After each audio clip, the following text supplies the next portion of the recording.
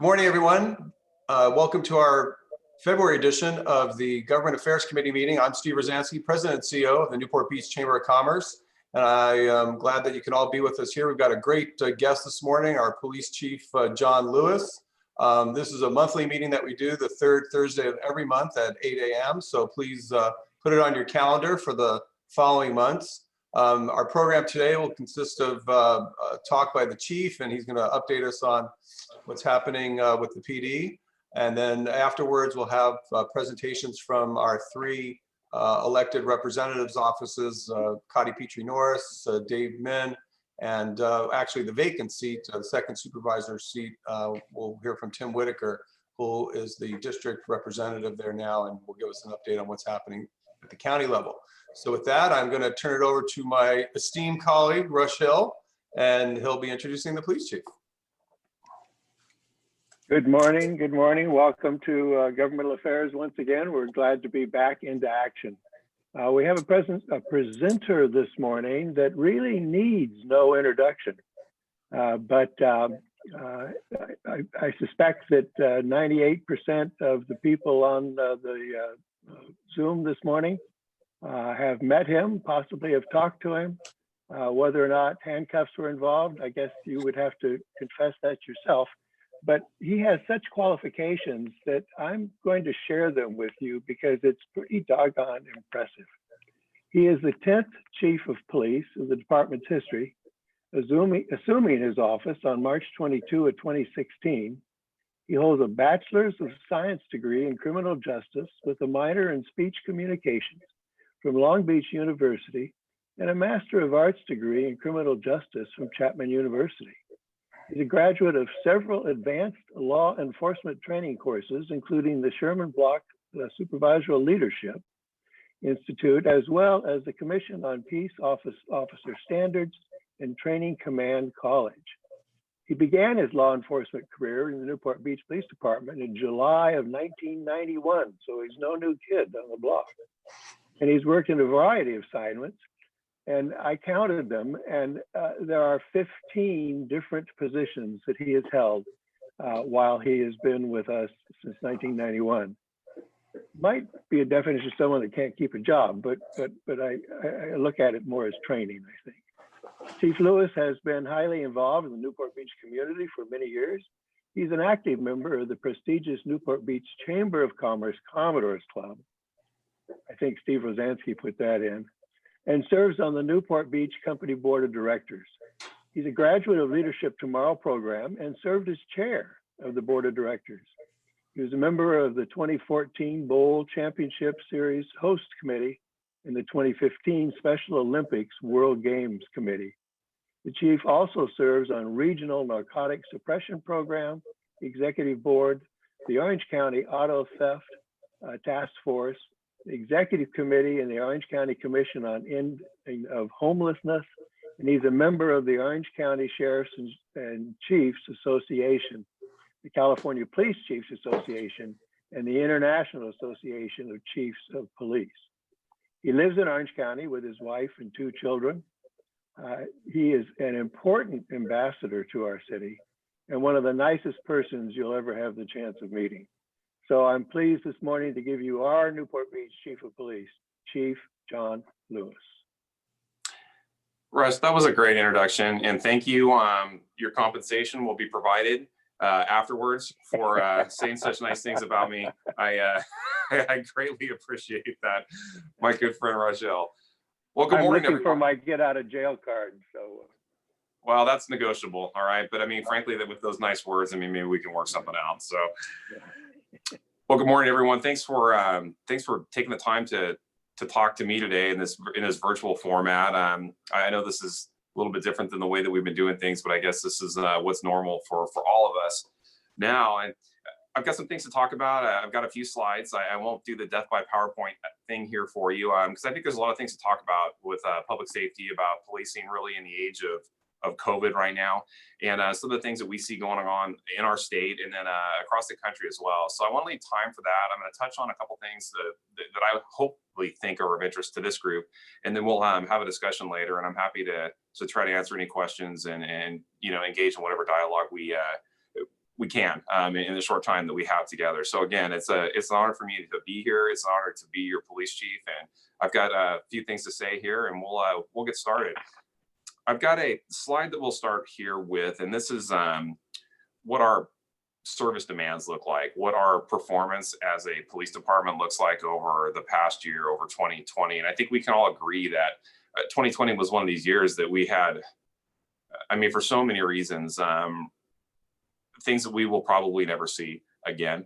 But we still look at what our metrics are, how we are doing as a police department. And here's the basic metrics that we always look at, the basic standards that I, as a police chief, are constantly evaluating, because here's what these numbers represent. And when it boils down to it, right, as us as a police department, I mean, it matters when somebody calls, how quickly we answer the phone and how quickly we get there. That's the bottom line, right? We need help, you need it now. And that's when this is something that we look at and we're constantly analyzing in terms of how we are staffing, how we're resourced, and how we're responding to that basic, again, how quickly we answer the phone and how quickly we get an officer on scene. So that's the lay terms for response times. Now, we look at our priority one response times over 2020, 2 minutes and 55 seconds, which as far as an industry standard is outstanding. It is fast. It is something that we as a police department are very proud of. Now, that 2:55 that's an average. Many times we get there quicker. Sometimes we have a 0 response time. I mean, if something happens, we have an officer that happens to be, right on the area when it goes out, then we can be there much faster. But these priority one calls, these are the big ones. These are the ones that you would see lights and sirens, emergent calls that we're rolling to. So that 2:55 is from time dispatch to time on scene. You look at a city like Newport Beach at about 35 square miles, if you include the harbor and some of the terrain that we have to get around and some of the geography here. That's really fast. In fact, that's faster, about 15 seconds faster than where we were at last year. Part of that has to do with we've got less people on the road right now. I mean, there has been. We saw that giving us the ability to respond a little bit quicker without having to deal with traffic, obviously with people staying at home and not the commuter traffic. We saw that number improve. We are always fast in this area, but it got faster this year. So that was a good thing. Not surprising though, based on the environment that we're in. So it's one of those things where it didn't come as too much of a shock to me that we were going to be a little bit quicker in terms of our response time. Now, our 911 call answer times, answered within 10 seconds. That is the metric that we look at. And so when you call 911, what that 10 seconds is 3 rings of the phone. That is, again, 98% of the time when you call 911, the Newport Beach Police Department, that call is going to be picked up within 3 rings, which is outstanding. It's and when you look at that number 2, now we just don't have one call that comes in at a time. Typically we'll have that, but you see a big traffic collision or some sort of major event. All of a sudden, if you've ever seen what it looks like in a communication center, all of a sudden the lights go crazy and there's hundreds of people that begin calling. They want to report whatever incident. So our dispatchers have to manage that and still get in through 911 within those 3 rings. So it's amazing the way they juggle that, the way they make that happen. We have a lot of 100% days where we don't go past that 10 seconds when, on the average of between 150 and 160 days, roughly a year, 100% of the time we're on when it comes to answering those 911 calls. So again, that's something we're proud of. These are basic X's and O's in terms of police work and service that we track. And again, super fast over 2020. The ring times I actually thought were going to be a little bit different because we had a significant volume of events that had happened in the city that generated call volume to our communication center that I thought maybe that number would be a little bit different this year. It was right on where we expected it to be and hoped that it would be. And then our service demands here, these are we call them CAD events. I'll try not to use too many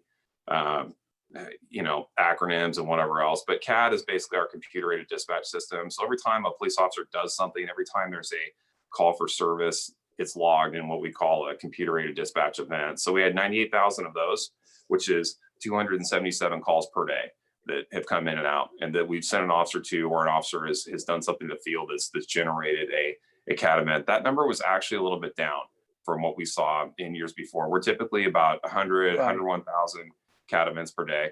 So that's, again, doesn't come as too much of a surprise. We had some very, very slow months in March and April in terms of our service demands. People were at home. Our businesses were closed. And so that's sort of represents where that number is. We also saw some times during the summer in particular that we were incredibly busy. So the number's a little bit off what it's been in years prior, but really not that much. And then our arrests, we typically average about roughly 3,000 a year. We're a little bit down in arrests over this last year, which again, that's not a surprise either. We had, particularly in the age of COVID and how we were managing our arrests and the ability to get people into Orange County Jail and some of the protocols that were there, those arrest numbers went down a little bit. And those were the March, April, May months. And then we saw that start to pick up again. So we'll average between, this one I have 7.3 arrests per day, but we're typically between 7 and 9, 7 and 10 arrests per day in the city. So again, that number was a little bit down, but again, not a surprise based on the way 2020 rolled out. For this group, there was a lot of talk in the media in general about police reform and some of the different legislation that was going on this past legislative session. And so for this group, I thought it would be interesting I picked a couple that were ones that had received a lot of media attention, and we can talk about these a little bit later.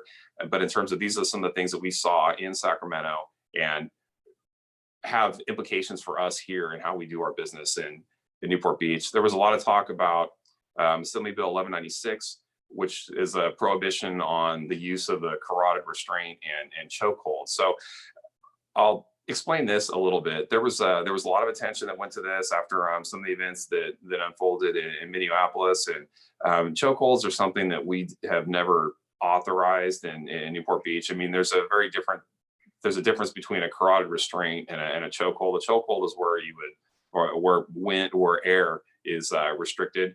The carotid restraint is where blood is stopped in a restraint that causes unconsciousness. So you've seen it with a lot of these mixed martial arts fights. It's a common thing that you see in those types of events and different trainings. But it's something that got a lot of attention for other police departments across the state. It's something that the legislature had decided that they were going to go ahead and ban. Now for us, this doesn't really have too much of an impact. Chokeholds, again, are something that's never been authorized for us. A carotid restraint is something that, when we went back and looked at this, I mean, we had maybe 2-3 times over the past 5 years that we'd ever even applied this. So for us, it wasn't too much of an issue in terms of our uses of force, and didn't impact us too significantly. Some other agencies had some different opinions about that. Assembly Bill 1299. This is one that passed. And when I say enrolled here, this means that the bill passed and it's waiting on is at the governor's desk being signed into law here. So this requires that a law enforcement agency alert post, which is Peace Officer Standards and Training, the agency that certifies police officers, when an officer separates from employment or leaves an agency, when there's a complaint or charge still pending that would require that agency to complete their investigation and then notify post of their findings. So basically what this is, and the Orange County Register had a large series on this, and it talked about officers that had been accused of misconduct bouncing from one agency to another. And so what would happen is, maybe you had an officer that had some misconduct that maybe the investigation wasn't finished, but then they left from one agency and went to another. And whether or not that agency knew about the misconduct, and you had some of these officers, again, a very, very small percentage that were problems, that were able to move from one agency to another without some of these problems being disclosed to that agency they moved to. So this, again, wasn't something that was going to affect us tremendously as well, but it was something that got a lot of attention in the media over last year. And then this was the legislation here. I mean, for us, I can tell you how we do business in Newport Beach. When it comes to backgrounds, we're about as thorough as you could possibly imagine. And I can assure you that if we took an officer from another agency that had some type of issues there, we would know about it. So other agencies aren't in the position where we are, where they've got the ability to necessarily pick the top of candidates. And a lot of that has to do with the environment that we work in, the pay, the benefits, but also the culture of this organization. We're able to draw the best in this business to come and work for us. And so for us, this wasn't something that was terribly impactful, but it was one that got a lot of attention in the media. Another one, Assembly Bill 66. This one failed. This was the restriction on the use of kinetic energy projectiles. Isn't it funny, these words, right? But these are like the discussion about the rubber bullets and tear gas that were being used at some of these different, I don't know what we'll call them, protests. In some areas they were riots, but there was a lot of consternation, a lot of discussion about department's use of these different impact weapons. The bottom line is this didn't pass. It could. This next legislative session is something that's being talked about again. There are various times that these types of basically their uses of force, or what they are something that could make sense dealing with an unruly crowd. And again, these are things that we use very sparingly. I expect that this is probably going to be something that's going to continue to be discussed here. So that's kind of gives you an idea. Those are the three big ones that were receiving a lot of media attention. There's a lot of others that were being discussed as well in terms of, you know, police operations and what our legislature would like to see going forward. And then I want to take a look ahead at what we expect to see for 2021. So we are still in the space right now where COVID is actively impacting our ability to, or influencing our ability to conduct our business in the field. And I'm going to tell a couple stories. These won't be war stories. They will just be sort of illustrations about what COVID is doing to us on a daily basis, and in terms of how we get the business of police work done. I'll finish with that. Our crime trends that we're dealing with as for 2020, we were pretty much flat in crime. We were up 1.8% is what we saw, an increase in Part 1 crime over 2019. And I will point to, you know, when you're in plus or minus 2% in terms of your crime numbers, that's a pretty flat year.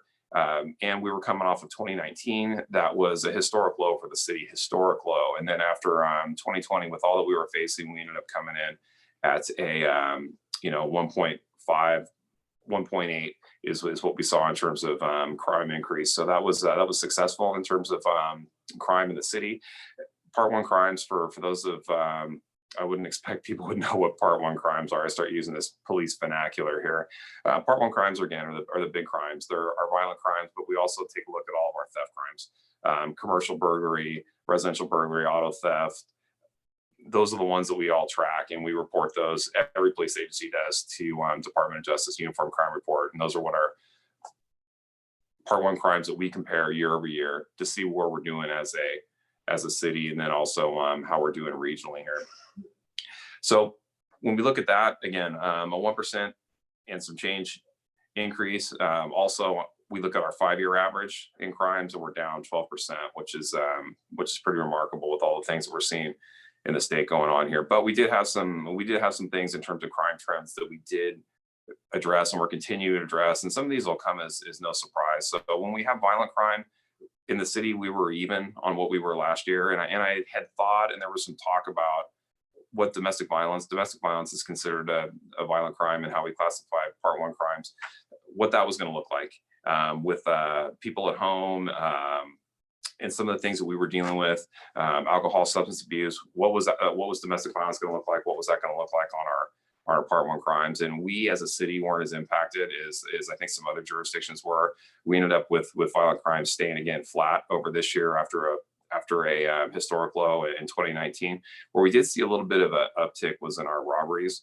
And robberies are classified different ways. When you hear the term robbery, basically what the definition of robbery is the taking of personal property by means of force or fear from the person of another. So if so that would be a purse snatch, or if I were able to, if I walked into a convenience store and I took money out of the register, if I took property that was in the control of a person by means of force or fear, that's considered a robbery. What's also classified for Part 1 crimes are what we call Estes robberies, and Estes is basically a shoplifting case. that is now classified as robberies. And Estes was a guy that went into I believe it was a Bloomingdale's up in San Francisco, was met by security, and there was a scuffle over him walking out with whatever it was that he was stealing, that he was shoplifting. Because there was a use of force with the security there, considered that case was decided in terms of and classified a robbery now. And so when we have these basically interrupted shoplifts, we call them Estes robberies. Those get classified as a robbery, the same as if you would see like a convenience store or a street robbery, or the typical things that we would consider a robbery. So we saw a little bit of an increase in robberies over last year, but they were our shoplifts. They were those Estes robberies that accounted for that increase. But this is a marginal increase. We were up 10 total over the course of the year, and mainly those were the interrupted shoplifts rather than the more of the traditional robbery definition, and the things that were perhaps could be a little bit more violent. Also, our categories that I mentioned too that we were also addressing, and these probably will come as no surprise to you. Commercial burglary was one where we saw a little bit of an increase in. We had a lot of businesses closed unattended, and people were taking advantage of that. Shoplifts can also be classified as commercial burglary depending on what the circumstances are. We saw a little bit of an increase there. Our garage burglaries, these are crimes of opportunity, and we saw a little bit of an increase there. And then our theft larceny was up a little bit, and this was, again, no surprise. We the porch pirate cases, the unattended property, those types of things were impacting us. We had, frankly, more crooks on the street that were taking advantage of these opportunities here, and so we saw a little bit of a increase in those categories overall. Just checking my time here to make sure I don't go over. I know that Rush will be happy to give me the hook here. Homelessness is something we as a city are continuing to address. And that was, again, another challenge that we saw this last year. We're going to continue to impact. And we've made some really, really good inroads in terms of getting folks out, up off the street and in a better situation. We're looking at, as a city, the ability to have shelter access for us that we can place people in, which is something that's going to be super encouraging for us going over into this next year. And it's been a big project, I know, for our city, and that's something that I think is going to help us tremendously. Our recruiting, we are hiring right now. There are some agencies that are not.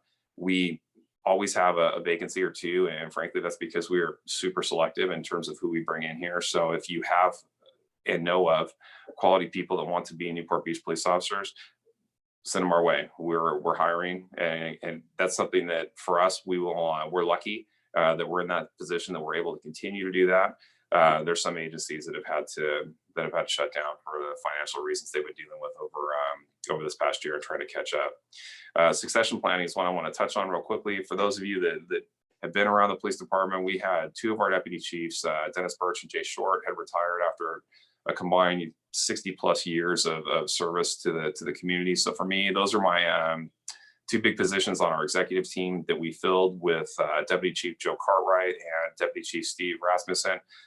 Both just amazing leaders, highly qualified, and they're doing an amazing job hitting the ground running right now. And so that was a big change for us organizationally, but again, these are great folks that are doing great work, and I know that over these next few months, and you'll get to meet them, and I think you'll agree with me about how impressive they are as individuals.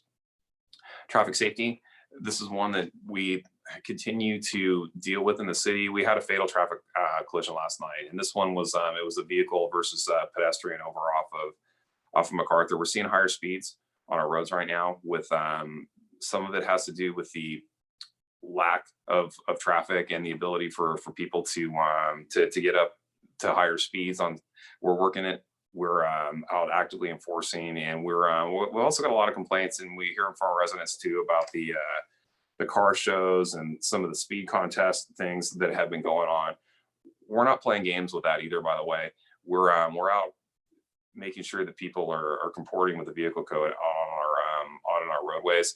And a lot of times too, I think that people may think that it's, I don't know, I just don't think that they understand the safety risks involved at these high speeds, and particularly with people in these performance cars that frankly a lot of them don't have the ability to drive them, in the way that they probably should at these speeds. Number one, but secondly, the safety risk of most of our accidents that are serious accidents involve speed.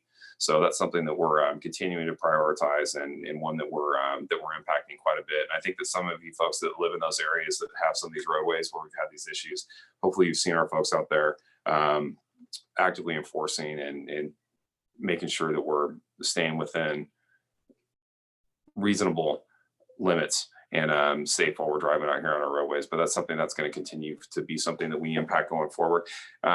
Policing in the age of COVID. I wanted to talk a little bit about what we're dealing with right now and why I think that those crime numbers are really so remarkable. The career criminal issue is one that is impacting us. It's one where we're seeing folks that are not getting the same amount of time in jail that they normally would. And those are these legislative changes that have happened over years. But then we're also in a space right now where our prison populations, because of COVID, they are doing whatever they can to manage that risk within the jails. And that's been translating into to people that in other years would be in custody or are now out on the street. And so I pulled a couple cases here just to, this will be my war story here because I'm getting a little bit close on time.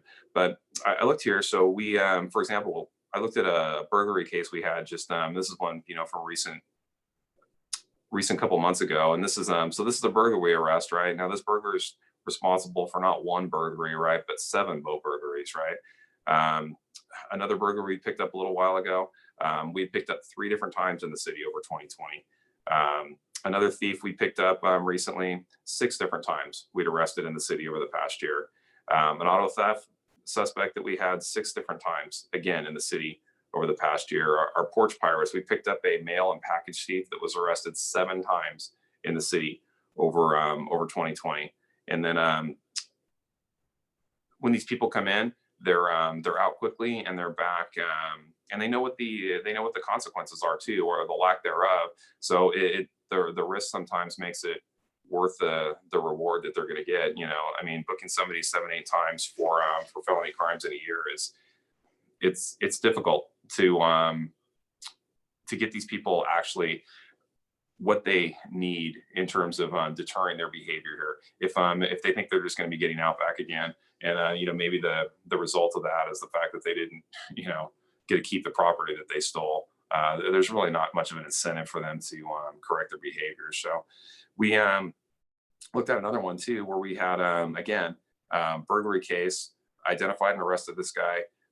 10 open cases in the city at the time of his arrest. So those are the issues that we're dealing with right now with career criminals, and you see that those are reflected, particularly in those property crime numbers that we're dealing with. And so that's what I think when we look at our overall crime picture as a city, we're doing remarkably well with all the things that we're up against right now this last year, and I also know what we expect to see going forward in 2021. And I'm getting about where my time limit is. I covered a lot of ground, and I've got some other things to talk about too, but I'm also happy to answer any questions that we have and be able to have a little bit of a conversation too. I left our vision statement up here on the screen because I think with all of the changes that we have had and all the things that we've seen and what this last year's brought us and what we're going to see going forward, what we have seen that has stayed the same with the Newport Beach Police Department is our vision, what our people believe about service and about what we believe our role is in the community. And again, working as a team with those we serve, you folks, to meet the challenges tomorrow. That is no more important than it is now. These challenges we're seeing sometimes change, day to day, sometimes hour to hour. And really where this is critically important is anticipating the needs of our community and achieving success through leadership, innovation, and our people. This is our signature, is unparalleled service. So I thought I would leave that with you. With everything that has changed, there are some things about this police department that remain the same, and that's that unparalleled service. So I'm ready for questions, Rush, just not from you. That's why I'm here. You want to start, Rush? Sure. I'll ask the first question here. John, it seems that once again, with the lowering of traffic and the speed, the noise is also becoming more of a factor than it ever has been before. the motorcycles, the souped up cars. Are you continue to take a look at that? I know you had a special enforcement thing up about it a couple of weeks ago, but that seems to have disappeared now.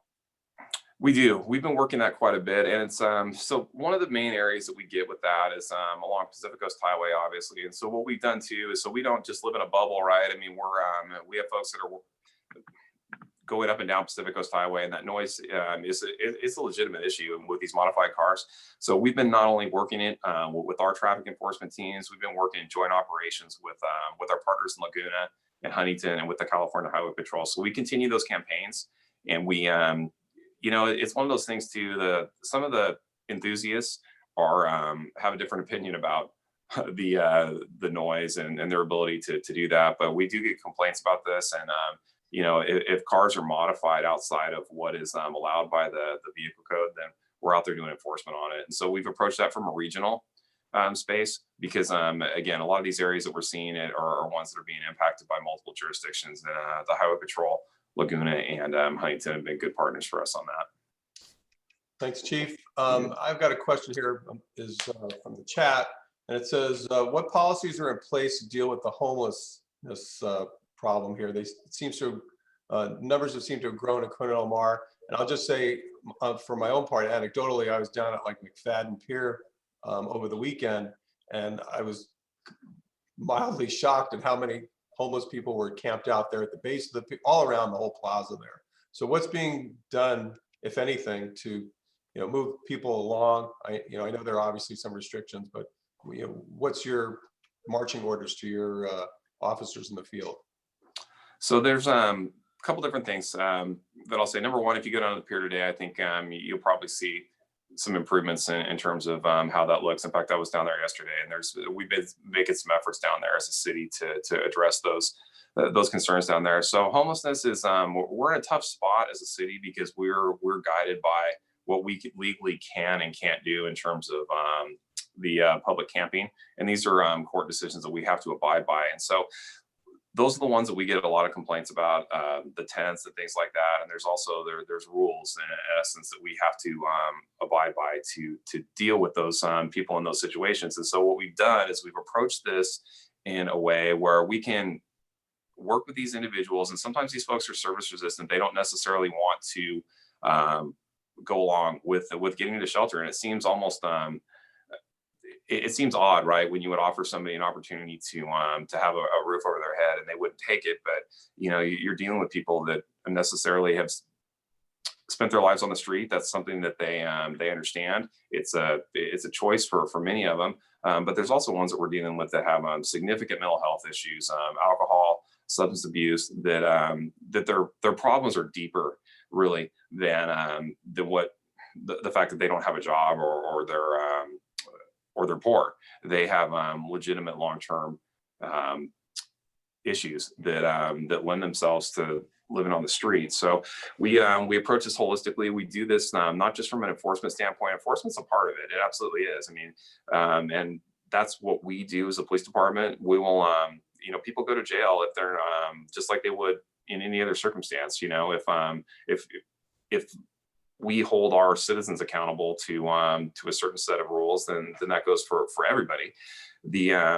But we also have to realize too that there's other resources available to us. So we have a street level case management team called CityNet that they have access to resources that are able to get these folks either if it's a family reunification issue, if it's a certain shelter that they have access to be able to get these folks up off the street into a better place.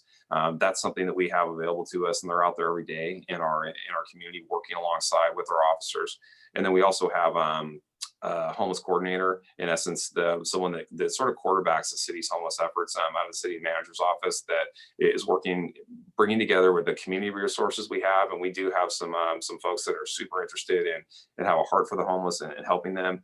We have those resources that are coordinated. And then we also have we have a dedicated full-time police officer that deals with nothing other than our homeless population within the city. So it is a huge effort. We spend a significant amount of time dealing with it. And it's just like every other jurisdiction right now in Orange County in Southern California. It's something that's impacting everyone. And for us, we have a couple areas where it's a little bit more visible than others, and we're out there, on a daily, nightly basis, impacting it and trying to help these folks get up and off the street. So just Chief, we are good. Rush, let me just Phil follow that up Benton. real quick. Just so Okay. so everybody's clear. So if the homeless person who's camped out wherever in town is approached by an officer and says, "I don't want to move," you can't move that person. Is that accurate? In a general sense, what the case is, the case decision that we have is it talks about anti-camping bans. So to answer that directly, if the city doesn't have a option to place this individual, then they are precluded from using their anti-camping ordinance to enforce. So if we as a city have not had a shelter available to us, we will, hopefully within the next couple of months, that will allow for, that type of enforcement to occur should it be appropriate. But again, when we're talking about anti-camping bans, we're talking about low-grade municipal codes here. We're not talking about anything that is, going to put people in jail for any extended period of time. These are low-level types of ordinances here. So there's the enforcement piece of it. Again, that's the one that gets a lot of attention. But we also have to look at it from the larger scale in terms of getting these folks off the street and getting them in a better place permanently. Because sometimes it becomes a revolving door with some of these other ordinances that we use. Great, thank you. Phil Betancourt has asked a question, Chief. He says, could you please walk through the command structure and particularly the utilization of area commanders for specific neighborhood clusters, commanders that are available for consultation on neighborhood public safety issues and concerns? Well, I'd like to say hi to Phil Betancourt, and Phil's kind of my man on the street right now with different issues that we see in the media, and he, which is I appreciate so much. Phil is constantly sending me articles and issues of concerns and things like that that he sees from his perspective as a resident here, which I sincerely appreciate. So, Phil, thanks for the question. And the way we do things, we have a data-driven policing strategy in this city. And so what we do is we have the city broken up into 4 different areas where we have members of our management team, lieutenants, that are responsible for those areas within the city. And the idea is to have a management level person with the ability and the resources and the decision-making authority to be able to deal with problems as they pop up in areas right away. So we have the city broken up into Area 1, which is West Newport, the Peninsula, Area 2, which is sort of the mid-city, the Mariners Mile up till close to the airport, Area 3, which is Fashion Island, Newport Center, and then Area 4, which is Corona Mar and Newport Coast. All of these different areas have very different issues. And so the idea is to have our leadership team out there accountable directly to those residents and those concerns that we see in those areas. Because again, I mean, we all know, depending on where you live in town, we're going to have people in Area 4 that are going to be concerned about the speeds and the street racing types of things that we see like up and down Newport Coast.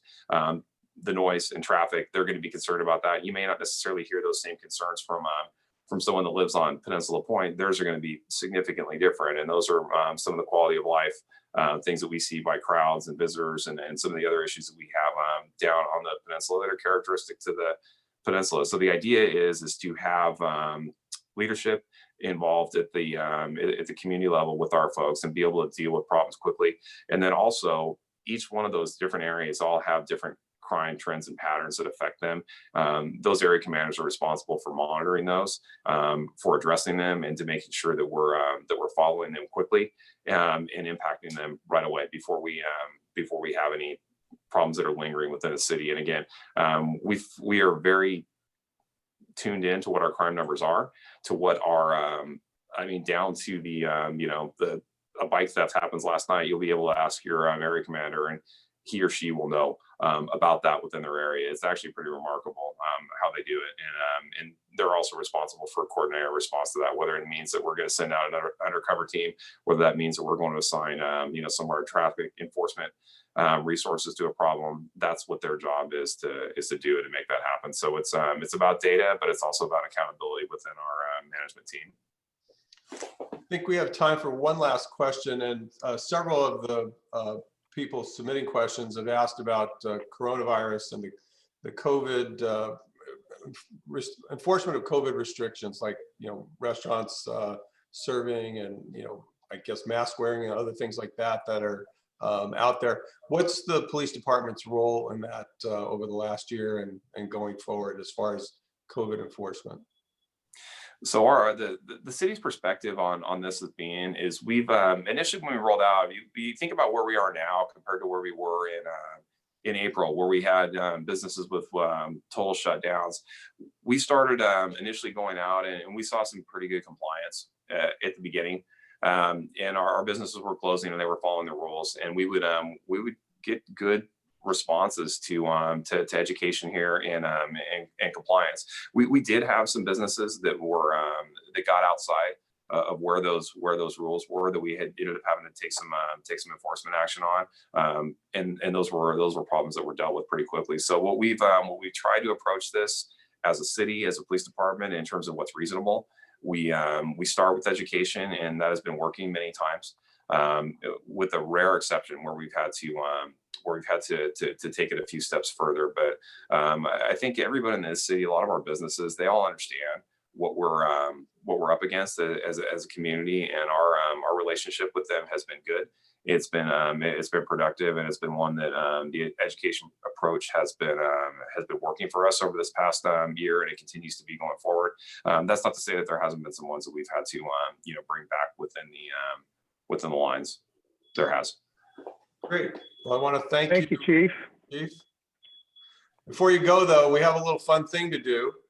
We put together a poll question for our audience to answer. So I'm going to read the question here, and then we'll launch the poll, and everybody gets to vote for one of the picks, and you're going to tell us what the real answer is. So I'm going to launch the poll now. Everybody should see it on their screen. And it says, how many arrestees can the Newport Beach Police Jail hold at any one time? So if you go ahead and vote, and well, let's see. Looks like 25 is popular with people. Another couple of seconds here. 27. Well, there's a few more that can vote. Get your votes in. 5, 4, 3, 2, 1. Okay, I'm ending the polling. So I'll just read it off and you tell us what the answer is. 15 is 29% said 15. 51%, more than half, said 25, and 20% said 50. So, and the answer is? So we can max out at about 50, but the numbers is kind of interesting to see that. So like on a given night for us, like on a Friday, Saturday type of thing, about 15 is what we'll have in the jail. So that's so we got the actual number versus what our capacity is. But yeah, we can get up to about 50. Now I know Chief Boyles is somewhere in the gallery, and I would never go over that number, Chief. Just so you know, I want to comply with our friends at the fire department and our protocols. Great. Thanks. All right, Chief, thank you. We appreciate your time. We appreciate the information. We appreciate the work that you and all of your women and men do in keeping us safe. It is definitely a strong part of the quality of life in Newport Beach. So thank you for coming. We have with us again. Thank you for having me, and we're looking forward to a great year in 2021. I think all of us are. But I will tell you sincerely, with all that we've been through over these past several months, on behalf of all of our officers here, there's tremendous amount of support that we've gotten from our community, from our constituents, from our residents. It's frankly been overwhelming. I can tell you it's so sincerely appreciated. In times like this that we've all been through, it means the world to know that your community has the kind of support that we get, and it's sincerely appreciated by all of us. So thank you sincerely. Yeah, I'll just mention that last year we handed out free signs to the public. Anybody who want to venture up to the airport area to pick one up, the sign said we support Newport Beach Fire and Police Departments, and they flew out the door. We gave out over 600 or 700 of the signs, and I know we only gave out half of them. The other half were given out by other people. So clearly, lots of support in the community for the police department and the fire department. So Rush, why don't you tell us who's up next? We have our three legislators. All right, we have three speakers this morning, presenters this morning, representing our public officers.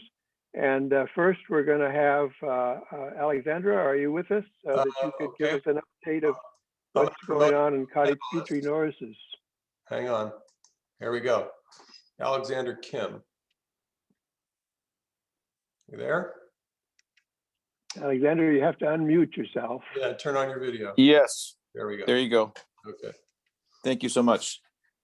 Good morning, everybody. Thank you, Steve, and Rush for introducing me. It's my first week on the job. I'm the new district director for Assemblymember Cottage Petrie Norris. I'm also a resident of Newport Beach. So it's good to see our chamber well represented and good to hear what the police chief has to say. Just a quick introduction. This is my second stint working for the state of California. I used to work for Governor Arnold Schwarzenegger back in 2004. I worked there for a couple terms based in downtown LA, but we represented the 4-county region from Ventura, Santa Barbara, LA, and Orange County. So we, among a small little staff, we shared duties to represent the governor and to promote sound policies to help out the residents and businesses of California. But what I'll do is I'll highlight a few different items related to our small business community. First is the immediate relief for small businesses that have been quadrupled. Thanks to our leadership at the governor's office and the state legislature. Yesterday, they announced $9.6 billion economic recovery package to increase aid to small businesses and nonprofits devastated by the COVID-19. My own family, we've been affected as well in small business. So, from a personal standpoint, where my family has lost their restaurant, I think something like this is really impactful to our economy and our local businesses. So it's really good to see this. Thanks to the Newport Beach Chamber of Commerce for supporting Senate Bill 74, the Keep California Working Act. What this does is leverage upon that and increase it by fourfold from $500 million to more than $2 billion. So this applies for grants up to $25,000 for small businesses impacted by the pandemic and allocates $50 million for cultural institutions. Part of it also conforms with the California tax law to the new federal tax treatment for loans provided through the PPP or the Paycheck Protection Plan, allowing companies to deduct up to $150,000 in expenses covered by the PPP loan. All businesses that took out loans of $150,000 or less would be able to maximize their deduction covered for state purposes. So this is truly a bipartisan package. More than half the legislature signed on to this, thanks to over the 80 chambers of commerce, including the Newport Beach Chamber, the local cities, counties, and statewide business association to lend the support. So that's something to highlight. A couple of days ago, we had a Assembly Bill 593, which is the nation's the Golden State Innovation Act. So as you know, in Orange County, we have a lot of companies dedicated to life sciences. We have Edwards Life Sciences nearby in the Irvine area, Santa Ana, and with UC Irvine, as a proud alumni there, the university has a lot of R&D leveraging to helping out small businesses. They even have a little Shark's Tank, just like the TV show, to encourage more venture capitalists coming in. So with this Innovation Act, it provides through the restoration of the research and development tax credit, or the R&D tax credit, and the net operating loss, so the NOL deduction for life sciences companies in California. So it helps out a lot of these companies and patient advocacy groups. The reason why we have this bill is because of the COVID-19 pandemic. The 2019 and 2020 state budget limited the use of business incentive tax credits, specifically for R&D and also suspended the use of the net operating loss deduction. So this is the reason why it reinstates both of those to have the goal of doubling the number of life science jobs. This is about job creations to further solidify our leaders. So we're not only based on tech, people get the focus on Silicon Valley is developing tech jobs, but life science jobs. And if you heard in Wall Street, you see the future of the results of the full mapping of the Human Genome Project. I'm a biological science major, so I have a little background knowledge of this, and the incredible advances that's coming to play in the next 10 to 20 years, a discussion about life extension, and all these important things, stem cell therapy to reduce and even eliminate certain types of diseases that affect our lives, like diabetes and alleviating cancer and all the other types of potential cures and treatments is so important. And Orange County could be a definite beneficiary. This is why the Assembly member is so passionate on having this this act introduced. So I have several others, but the rest of it are on our website. If you have any questions, feel free to contact me. I'll send in my chat box my full contact information. Thank you so much, Steve and Rush. Thank you. Mhm. Moving right along, we have representative of Senator David Minn's office. Ash, are you with us? Go ahead, Ash. I just promoted you to a panelist. Hello, everyone. How you doing today? Thank you so much for having us. Ash Alvendi here from Senator Minn's office. I think the senator was on your Wake Up Newport a couple of weeks ago, so I'll try and keep this brief, and appreciate my colleague, Mr. Kim, kind of going through some of the new changes in the state legislature. Did want to highlight a couple things that he mentioned, specifically SB 87, which is the Small Business Relief Grant Program that is being expanded to $2.1 billion, including that $50 million he mentioned for the nonprofits related to cultural groups. Senator Minn is the principal co-author with Senators Caballero. So if anyone has any questions about that bill or how to access those relief grants, please feel free to reach out to our office. Of course, I'll put my contact in the chat as soon as I'm done here. Beyond that, Ash, I've got a art picture behind me. Do we count as a cultural nonprofit? We have art on our wall. No, I'm not the one who makes those designations, but I think the law is pretty broad. So I know we have quite a few of them here in Orange County, and I'm sure in Newport Beach as well. So a few of them are our members. I'm sure they'll be happy to know that there may be some money coming their way. Yeah, no, I think it's going to be a pretty broad one, and business, culture, very important things that we're trying to support here. And then the secondary one that I also want to highlight was Assembly Bill 80, which is the one that gives basically reciprocity to the PPP tax program that was instilled by the federal government this past year. So it'll allow folks to really be able to maximize on those deductions. And if you have any questions on how that all works as well, please feel free to reach out to our office. We'd be happy to either answer your questions ourselves or provide you with services within the state that can help give you access to those. Other than that, as the senator mentioned a few weeks ago, he's working on a few regulatory bills. Specifically, we have put in SB 308, which is a regulatory relief bill meant to allow for the, basically putting it simply, the property transfers will now be allowed to be done electronically. Previously, property transfers under the amount of $20,000, payments could not be made to the controller's office via electronics. But now they're being lowered to $2,000. And I just put that out there because it kind of follows along the form of, some sort of regulatory reform. And I know he asked for folks to reach out. So please feel free to also reach out to our office if you have any sort of ideas on how we can make things easier for small businesses and, property owners here in California and Orange County. With that, that's all I have, unless there's any questions, Steve. No, that sounds like thank you, Ash. good program going Appreciate forward. Yeah. Thank you for having us. Thank you. We have Tim Whitaker with us, who is holding down the office of supervisor for the 2nd District. Yeah. And Tim, anxious to hear from you. Well, thank you very much, Rush. Good morning, everybody. Hope everybody's well.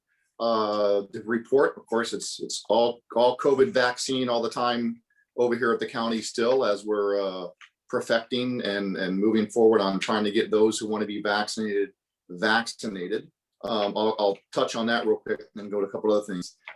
As of today, we are serving individuals who have made appointments from January 23rd or before. Okay, so that tells you on the backlog that we have. There are let me go around my notes here, put on my glasses, sorry. We have more than 655,000 registered. We've dispensed over 197,000 vaccines to date, and we have scheduled over 218,000 appointments. And in no particular order of importance here, but just as an FYI for everybody, to keep them up to date since we last talked. Let's see here. Some folks are being innovative and enterprising and finding themselves getting a vaccine elsewhere. So if you received a first vaccine dose to a neighboring county or your health system or employer, wherever that's from, you have to go back to that individual for the second dose. You cannot go on the Athena website and try and get the second dose here. That's all part of keeping things streamlined in accordance with the state, so we can keep track of numbers and how folks are getting their first and second doses. As everyone knows, we have 2 super pods currently running, one at Soka University and one at Disneyland. At Disneyland, we have both the Moderna and the Pfizer vaccines being distributed, and that will determine based on supply when they come in, which one will be given out. And at Soka, it's only the Pfizer vaccine at the moment. And again, that's scheduled to change based on availability. We're totally dependent upon what the state sends us as we get that out there. And then want to remind everybody of the vaccines that come into the county only oversees about 20% of it as an administrative process at the points of distribution. We have over 70 different types of entities in the county that we pass those out to, that individuals can seek to get a vaccine. Still in the phase 1A tier, which means we're still working on first responders, healthcare workers, and patients. And then county vaccination sites that have opened up. The state is moving forward on some things. They brought in another entity, Blue Cross, I believe it is, to help them streamline some processes up there. And we're trying to figure how we're integrating with them as well. There's one other pod. It's not a super pod. It's a pod that the county just stood up just Wednesday. And it's at the Santa Ana College, and it's under a new equity/equal access to all vaccines. And so this is for eligible residents in disadvantaged communities who are highly impacted. The hotspots in the county where we see the largest flare-ups still tend to be within our minority communities in central Orange County. So the county is trying to make a concerted effort to be able to reach out to have those individuals in those communities that otherwise might shy away from any sort of access to this, to have it. There is no immigration status checked at any time from anybody. That of course, that's in first district. I don't have my hand on that at all over in second district, but that just stood up this week. And let's see, what else do I think I want to let you guys know about real quick on that? Your most awesome city manager, Grace, about a week and a half ago. And you need to know your city leadership's been very proactive in trying to do their part with getting vaccinations out to the residents in Newport. And one of the things that I believe I talked about last month, it is a component, and it's a component that will stand up more quickly as more vaccines come into the county, and that is a mobile pod. And the mobile pod, again, is not designed to be open to the public, but is designed to address senior living facilities or senior centers that have at least a few hundred people there where the county IMT, the incident management team, will work with the staff. The staff of those facilities will schedule those individuals that are in that community exclusively to help them come in and get their vaccines, both first and then second. Oh, I'm good. Good number two. I just remembered, that reminds me. And as the vaccines become available, that's going to stand up. We have Oasis is already approved to be that, to be a mobile pod when that comes up. What I was going to tell you guys too, a really good number to know how well we're starting to get our act together and with the vaccinations. And great, I can't find it, of course, when I want it. But since oh, okay, here we go. From February 9th to the 16th, the county has administered 34,951 first doses and 32,343 second doses of the vaccine through the Othina website. So it's the initial trouble and problems we had with building that site and addressing the pandemic concerns and being the first county out the door with vaccinating individuals. They're pretty much under control now, Russian company, and county is starting to really hum on that. It's just a matter right now of supply and demand to be able to address that further. I'll stop there just for the sake of time. If there are any other specific questions with the county, we're up and running. I am the interim chief here. You do have a special election on March 9th to fill that seat. The winner of that seat will be sworn in probably no later than about the second week of April at the latest. So then you'll actually have a sitting supervisor on the dais that can vote. But in the meantime, all powers thereunto pertaining except for ability to vote. Give me a call. I have myself and staff available to serve you guys just as if it was staffed with an elected supervisor. Great, All thank right, you. Tim, thank you. Steve, I'm going to turn it back to you for very brief closing remarks. Very good. So thank you all for attending today. Thank you. We're out of time now. Yeah, thank you, Rush. I can mute you here, so be careful. Thank you all for attending. We do have some great programming coming up on March 3rd. We're actually doing a 5-chamber webinar with Frank Kim. I'll thank Tim Whitaker actually for helping us secure Frank Kim. He's the county CEO. He'll be updating us on what's happening with the county, plus the latest on the vaccination program and all that. So March 3rd, March 4th is our Wake Up Newport meeting, and we'll be having our Mayor Brad Avery speaking. So you might want to check that out. Brad's going to talk about the agenda for the city for the coming year here while he's mayor, and what programs that we might be working on here in the city. And then I've already secured on April 1st for our next Wake Up Newport meeting after Brad, the president of Chapman University, Daniele Strupa. So we've got a great lineup of meetings coming up. Wake Up Newport's always the first Thursday of the month. And as I said earlier, the Government Affairs Committee meeting, which is today, is always on the third Thursday. So mark your calendars for those. Look for our emails announcing that, and look forward to seeing you folks at those meetings. Have a great weekend coming up, and be safe, wear a mask, and we'll see you next time. Thank you. Thank you, everyone.